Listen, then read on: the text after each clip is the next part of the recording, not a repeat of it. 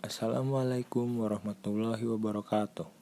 Nama saya Raihan Firdaus dengan NIM 211151075 dari kelas Malambek. Ingin menjelaskan tentang jurnal pengolahan limbah cair industri batik dengan metode elektrokoagulasi menggunakan besi bekas sebagai elektroda. Yang pertama yaitu latar belakang.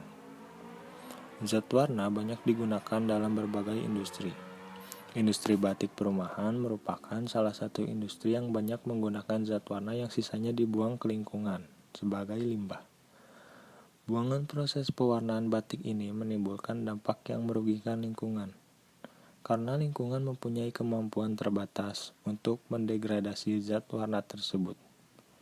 Zat warna merupakan senyawa organik yang mengandung gugus kromofor.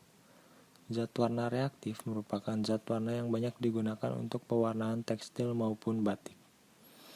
Pada pewarnaan batik menggunakan pewarna alam, juga menggunakan pewarna buatan. Misalnya, senyawa naftol yang sangat berbahaya. Naftol merupakan salah satu zat warna yang banyak digunakan. Di samping itu, lingkungan sekitar kita terdapat berbagai logam bekas seperti besi yang sudah tidak terpakai, sehingga dapat mencemari lingkungan. Besi merupakan salah satu logam yang banyak digunakan dalam segala bidang kehidupan manusia.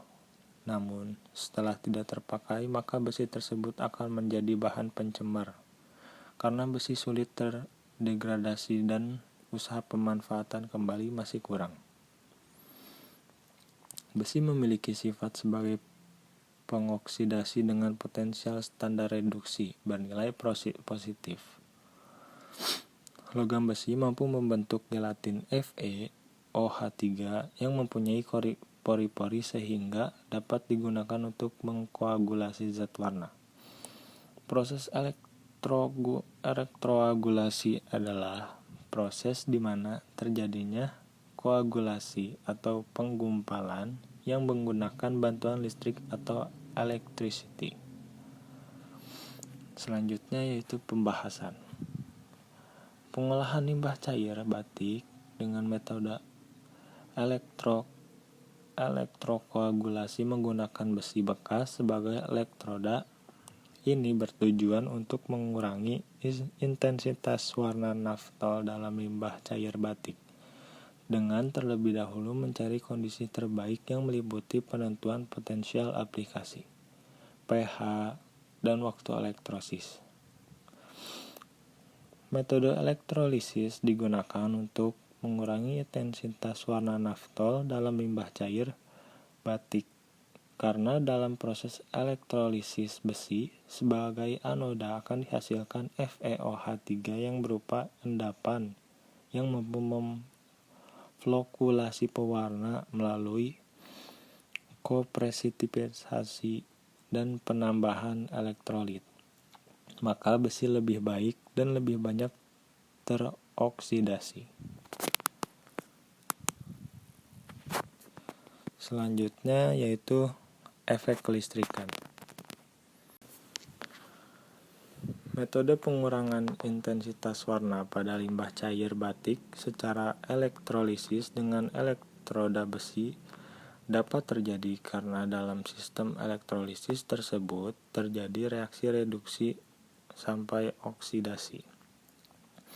Reaksi reduksi dan oksidasi yang terjadi dalam sistem elektrolisis tersebut mengakibatkan terjadinya flokulasi, yaitu terbentuknya flok besi hidroksida yang berupa endapan gelatin berwarna hijau. Selanjutnya yaitu elektrolisis pelarut dan penentuan potensial aplikasi. Elektrolisis pelarut dikerjakan dengan melakukan variasi potensial selama elektrolisis berlangsung. Arus yang mengalir di dalam sistem elektrolisis pada potensial tertentu dicatat dan digambar sebagai kurva potensial terhadap arus. Elektrolisis limbah cair batik dikerjakan pada harga potensial yang masuk dalam ranah elektroaktif pelarut Aquades. Elektrolisis yang digunakan di luar daerah ini akan mengakibatkan pelarut yang digunakan ikut terelektrolisis sehingga mekanisme elektrokimia yang dikaji menjadi bertambah rumit karena adanya kompetisi dan campur tangan reaksi kimia produk atau spesies kimia yang terbentuk selama proses elektrolisis pelarut. Selanjutnya yaitu pengaruh pH pada elektrolisis. Untuk menentukan kondisi pH elektrolisis limbah cair batik, dilakukan elektrolisis pada potensi terkontrol dengan variasi pH dan absorbansi sebagai parameter yang diukur. Elektrolisis dilakukan dengan menggunakan elektroda besi dengan variasi pH 2, 4, 6, 8, 10, dan 12. Kecenderungan pH yang diperoleh akan digunakan sebagai parameter tetap pada proses elektrokoagulasi limbah cair batik. Kemudian, elektrokoagulasi limbah cair berdasarkan kondisi terbaik. Setelah dilakukan elektrolisis, maka limbah disaring untuk memisahkan filtrat dan residunya. Kemudian dilakukan analisis baik kualitatif maupun kuantitatif. Analisis kualitatif yang dilakukan antara lain pH, perubahan warna larutan, endapan yang diperoleh.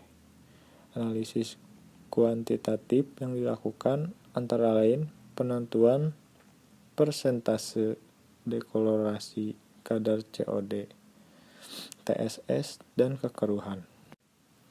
Kemudian penentuan waktu elektrolisis. Untuk menentukan waktu elektrolisis dekolorasi limbah cair batik, dilakukan elektrolisis pada potensial terkontrol dengan variasi waktu elektrolisis dan absorbansi sebagai parameter yang diukur. Kurva ini memberikan informasi hubungan antara waktu elektrolisis dengan persentase dekolorisasi limbah. Selanjutnya yaitu mekanisme dekolorisasi. Elektrokoagulasi zat warna naftol dalam limbah cair tekstil dapat terjadi karena ada proses adsorpsi. Adsorpsi terjadi karena adanya proses konpresipitasi zat warna naftol dalam endapan gel besi hidroksida. Di samping melalui mekanisme koagulasi, proses dekolorisasi limbah batik dimungkinkan terjadi karena struktur molekul naftol telah rusak selama proses elektrolisis. Pada proses ini, elektroda besi juga berperan sebagai elektroda biasa yang merupakan tempat oksidasi berlangsung. Kesimpulannya yaitu zat warna naftol dalam limbah industri batik dapat dipisahkan dengan metode elektrokoagulasi menggunakan elektroda besi. Kondisi terbaik elektrokoagulasi limbah cair batik elektroda besi yaitu pada potensial aplikasi 5 volt, pH 2, dan waktu elektrolisis minimal 15 menit. Pada kondisi tersebut, ini diperoleh persentase dekolorisasi 98,53%, penurunan COD 83,64%, kekeruhan 98,57%, dan TSS 99,28% dalam skala limbah 1 liter. Sekian penjelasan dari saya. Kurang lebihnya mohon maaf. Terima kasih. Wassalamualaikum warahmatullahi wabarakatuh.